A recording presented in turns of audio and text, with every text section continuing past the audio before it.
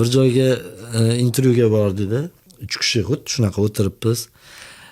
Endi bir soatmi savol javob, qizg'in gapirilyapti, kulgi, zo'r dahshat. Ko'ngil to'layapti. Operator aytayaptiki, uzr, mikrofonni yoqmayapman deyapti-da. Holat tanish.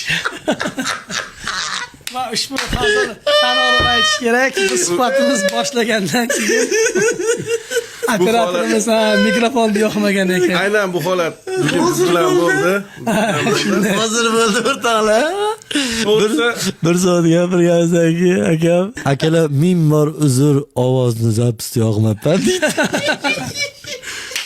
biz bilan bo'ldi. Shunda